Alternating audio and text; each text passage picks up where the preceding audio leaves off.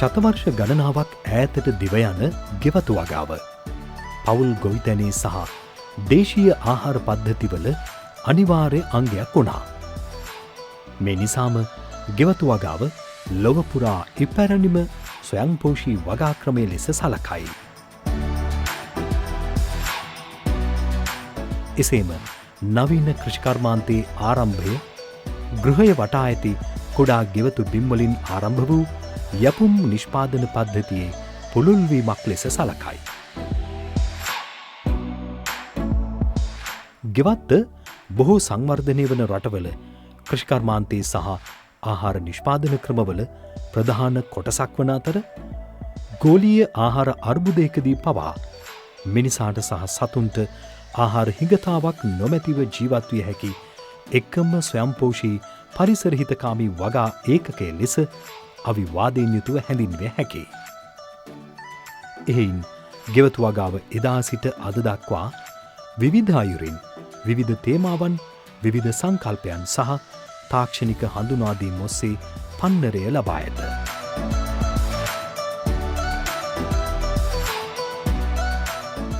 ඔබට වැටහෙන්නේ නැති ගෙවත්තේ තියෙන වටිනාකම සම්බන්ධයෙන් ශ්‍රී ලංකාවේ විතරක් නෙමෙයි අද ගෝලීයවත් ගෙවත්තට තියෙන විශාල ඉල්ලුමක්.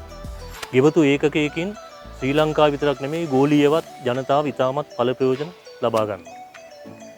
ඉතින් අපි කවුරුත් කැමති සෞඛ්‍ය සම්පන්නව නිරෝගීව ජීවත් වෙන්න.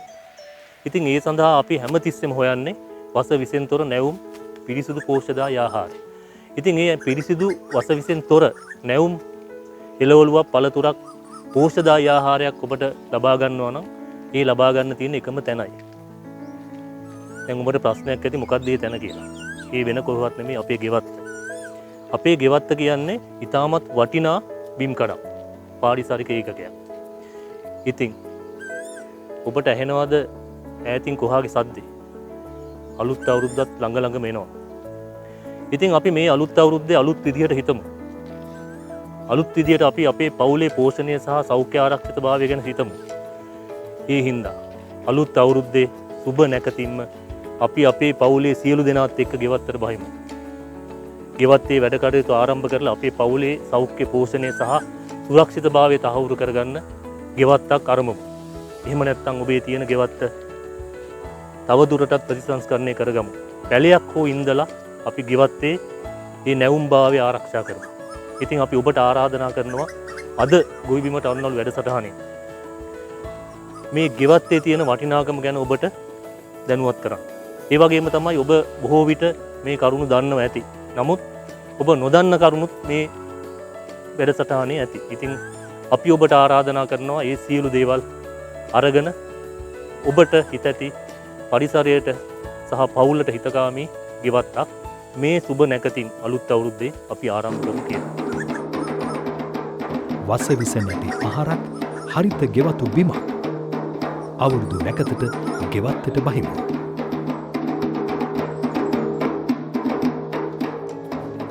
ගෙවත්ත ගෙදරින් එළියට බහිද්දි අප පාතබන මිල කළ නොහැකි බිම් කඩයි. අප ජීවත්වන නිවස වටා ඇති සීවිත පරිසරය ගෙවත්තයි. ප්‍රමාණින් කුඩාවුවත් ඉඩකඩින් සීමිත වුණත් ගෙවත්ත තුළ පවතින ජීවි විවිධත්වය ඉතා ඉහළයි.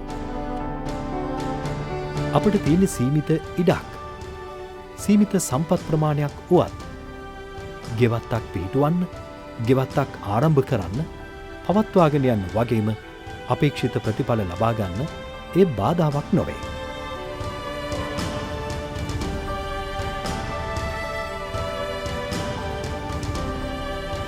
ගෙවත්ත සෑම විටම වස විසින් තොර නැවුම් පිරිසිදු ආහාර අපට ලබා දෙනවා.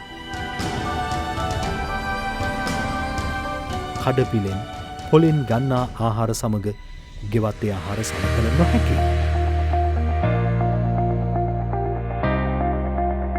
අයහපත් දේශගුණික තත්ත්ව අප අත්දුටු බියකරු කොරෝනා වැනි ලෝක වසංගත හමුවේ පවා ගෙවත්ත තුළින් අපේ ආහාර අපිටම හදාගන්න පුළුවන් වුණා.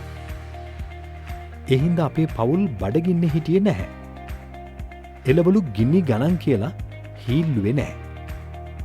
ගෙවත්ත අපේ බඩකට පිරෙව්වා.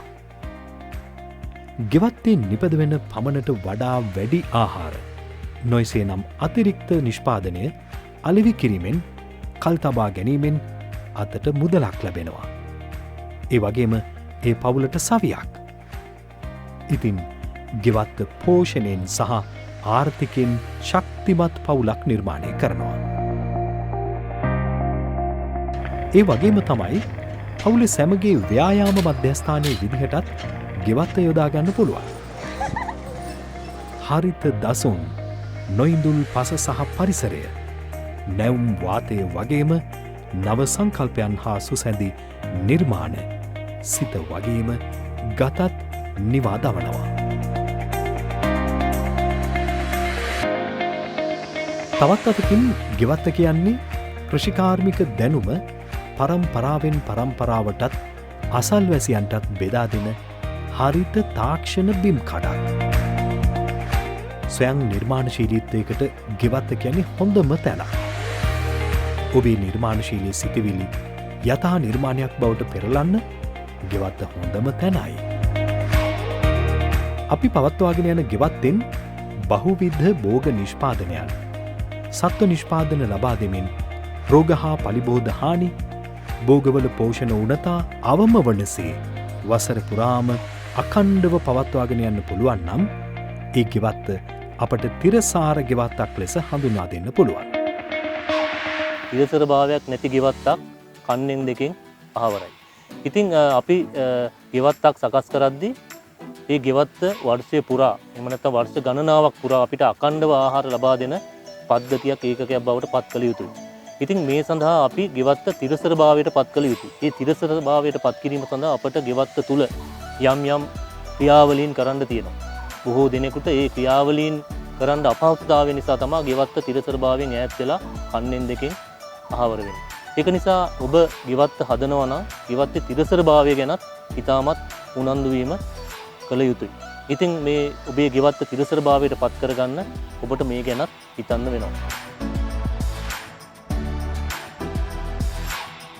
ඔබේ ගෙවත්තේ පස, ජලය, හිරුවෙලිය, ඉඩකඩ වැනි සීමිත සම්පත් කාර්යක්ෂමව යොදා ගැනීමට හැකිවෙන පරිදි ගෙවත්ත හොඳින් සැලසුම් කරන්න.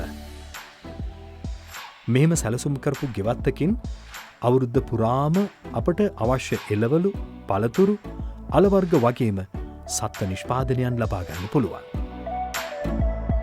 මේ සීමිත සම්පත් සිරස් වූ වගේම තිරස්වත් භාවිත කරන්න අමතක කරන්න එපා.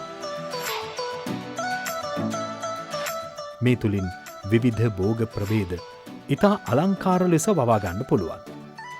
ගෙවත්තේ භෝග වවන්න ඕනෑ මිශ්‍ර භෝග විදියට. මිශ්‍ර භෝග විදියට ගෙවත්තේ භෝග වැවීමෙන් භෝගවල මූල පද්ධතීන් විවිධ ගැඹුරින් පිහිටනවා. මේ හින්දා පසේ විවිධ ස්තරවලින් පාංශු පෝෂක ලබා ගැනීමට භෝගවලට හැකියාවක් ලැබෙනවා. මේ හින්දා භෝග අතර තියෙන තරගකාරී බව අඩු වෙනවා. භෝගවල දිරිය වැඩි වෙලා පලිබෝධහානි අවම වෙනවා. මේක ගෙවත්ත තිරසරව පවත්වා ගන්න උදව් වෙනවා. ගෙවත්තට ඉතා පහසුවෙන් හඳුන්වා දෙන්න පුළුවන් භෝග ප්‍රභේදය තමයි ශ්‍රී ලාංකීය රසය සහිත සම්ප්‍රදායික භෝග. මෙම භෝග හොඳ අස්වැන්නක් ලබා දෙන නිසා කාබනිකව වගා කිරීම ඉතා පහසුයි. කාබනික වගාව ඔබේ ගෙවත්තේ තිරසර භාවයේ ඉහළ නංවනවා වගේම පරිසර හිතකාමී හරිත වගාවකට ඔබේ ගෙවත්ත යොමු කරනවා. ගෙවත්තට භෝග තෝරා ගැනීමේදී භෝග අවශ්‍යතාවන් ගැන සැලකිලිමත් වන්න. එය තිරසර ගෙවත්තකට අඩිතාලම දමනවා. භෝග වර්ධනයට අවැසි ඉඩකඩ ප්‍රමාණය, පසේ තත්ත්වය, හිරුවෙලිය වැටෙන දිශාව, ජලයේ ගලාබසින දිශාවන්, ඒ වගේම භූමියේ ආනතිය, පාංශු කාදනයාදිය ගැන සිතා බලා ගෙවත්ත සැකසීම තුළින් තිරසර ගෙවත්තක් සකසා ගැනීමට ඔබට පුළුවන්. පහතරට කලාපයේ ගෙවතු ඇරඹීමේදී වර්ෂා කාලය මගහරින්න. ඒ සඳහා යෝග්‍ය භෝග තෝරාගන්න. වර්ෂාපතනයේ අඩු වේලි ප්‍රදේශවල අඩු ජලතත්ව ප්‍රිය කරන භෝග තෝරගන්න. මැදරට සහ උඩරට ප්‍රදේශවලට ගෙවතු සඳහා සුදුසු බෝග තෝරා ගන්න පුළුවන්. ගෙවත්තේ ජල බැස්ම දුර්වල ස්ථානවල ජලයට ප්‍රිය කරන බෝග සිටුවන්. ගෙඩි හටගන්නා එළවලු පළතුරු හොඳින් අව්ව වැටෙන ස්ථානවල වගා කරන්න. ඉඩකඩ අඩු ගෙවතු සඳහා අවකාශයේ භාවිත කර බෝග වගා කරන්න. එළවලු සහ පළතුරු බෝග වවන්න හොඳින් ජලයේ බැස යන කාබනික ද්‍රව්‍ය අඩංගු පසක් භාවිත කරන්න. පසේ කාබනික සංයුතිය අඩු නම් කාබනික පොහොර යොදන්න. ගෙවත්තේ පස ගල් බොරලු සහිත හෝ නිසරු නම් බෝග වර්ග බඳුන් හෝ මළුවල වගා කර එම ස්ථානවල තබන්න. පසට කාබනික ද්‍රව්‍ය එකතු කිරීම මගින් පසේ ජලය රඳවා ගැනීම ඉහළ නංවයි. පාංශු පෝෂකත්වය ඉහළ නංවනවා. එබැවින් ජලහිග තත්ත්වවලදී බෝග වගාව සඳහා ඔබේ ගෙවත්ත සාර්ථකව භාවිත කළ හැකි. සමහර ගෙවතුවල පසේ ජලය රඳවා ගැනීම වැඩි. එවිට කානු දමා උස් පාත්ති සාදා බෝග වගා කරන්න පුළුවන්. ගෙවත්තට විවිධ වර්ණ සහිත බෝග සංකලනයන් භාවිත කරන්න. මේ මගින් වර්ණ පහකින් යුතු ආහාර වේලක් සෑම දිනකම ගෙවත්තෙන් ලබාගත හැකි.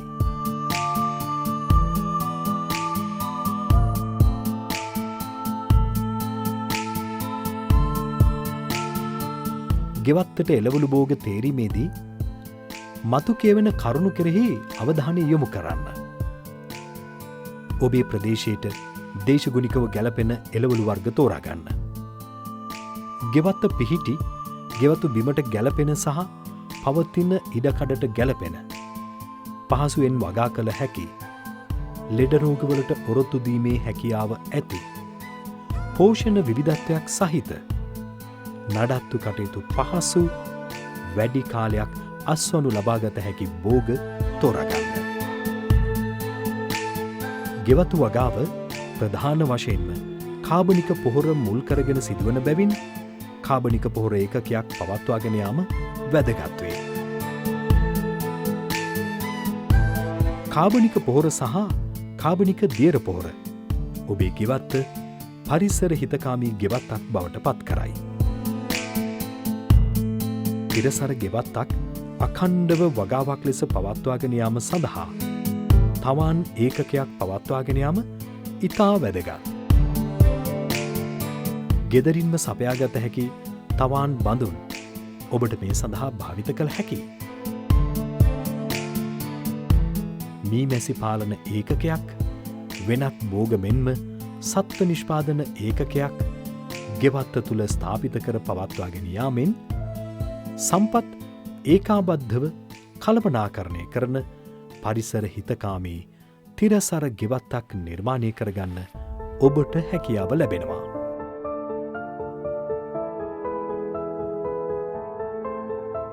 ඉතින් අපි ආරාධනා කරනවා මේ අලුත් අවුරුද්දේ සුබ නැකතින් ඔබේ පවුලත් සමග සියලු දෙනා සමග ගෙවත්තට බැහැලා ගෙවත්තක් ආරම්භ කරන්න. එහෙම නැත්නම් තියෙන ගෙවත්ත නැවත ප්‍රතිසංස්කරණය කරගෙන ඔබේ පවුලේ පෝෂණය සහ සෞඛ්‍ය සම්පන්න නිරෝගී දිවි පැවැත්ම සහතික කරගන්න කියලා. ඉතින් තව නොබෝ දිනකින් අලුත් අවුරුද්ද උදා වෙනවා. ඉතින් අපි ඔබ සැමට ඔබටත් ඔබ පවුලේ සෑම සියලු දෙනාටත් ඒ වගේම රටවැසියන් සියලු දෙනාටත් අපි නිදුක් නිරෝගීමත් සුබ නව වසරක් වේවා කියලා ගොවිබිමට අන්නවලු තුලින් අපි ප්‍රාර්ථනා කරනවා. ඉතින් යලිත් සත් දිනකින් ගොවිබිමට අන්නවලු වැඩසටහනින් හමු වන බලාපොරොත්තුෙන් අපි ඔබගෙන් සමුගන්නවා.